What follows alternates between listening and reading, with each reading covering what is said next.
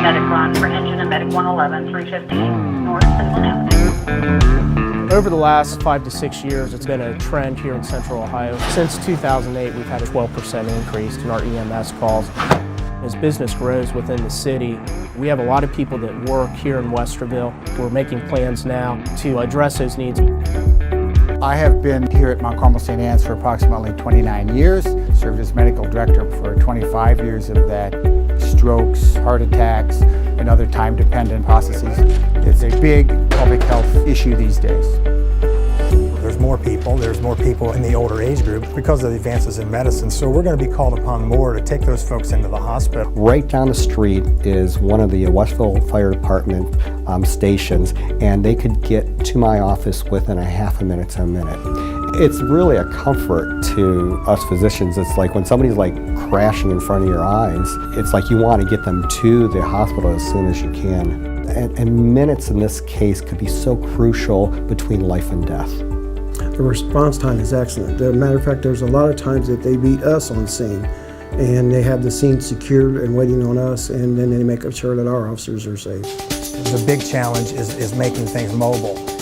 We now have heart monitors that we can run what we call 12-lead EKGs. If somebody is having a heart attack or if they have a blockage in one of their vessels, we can identify that in the field and transmit it to the hospital. And then they can start the ball rolling at the hospital, so by the time you arrive, the team's assembled, ready to treat the issue. Our transport time's 5-10 minutes at the most, so the more information they have before we even get in the vehicle and start rolling, the better off the patient's going to be. As technology changes, the standard of care changes. The Lucas device, which was given to us by St. Anne's Hospital, has truly been a godsend in medicine. It's doing effective compressions, recommended American Heart stuff, and there's nothing worse than trying to move somebody that's in arrest through a stairwell or down an elevator. Back in the day, you're compressing. Studies have shown that as you tire out, your compression becomes less effective. But emotionally, you don't feel like you're tiring out. Gaps in CPR really affect outcomes. This device does not allow for any gaps to occur. That thing just keeps pumping away. Before I came here, Westerville was one of the departments where you talk about cutting-edge technology, sifting through some of the hokey things and the fads. There's the CPAP device, which forms positive pressure to help open your lungs up. They were one of the first people, if not the state, the county, to implement this. It's now the standard of care. The idea that they embrace that has improved the way we care for our community. As a department, we're really good about training. Several times a month we have educators come in to get everybody kind of spun up. Today we're going to break out into 4 stations. The simulation is high fidelity. These mannequins, they breathe on their own if they're supposed to be breathing. If they're not breathing, then that tells you something. The goal is, instead of just kind of verbalizing what you would do, we want you to actually do it. And you walk up to this guy and this is what you see.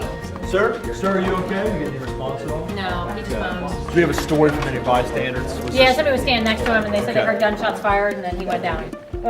He's actually breathing. Is he really? Yeah. Fantastic. A few years ago, we raised the bar and we only hire people that already have certification as a paramedic.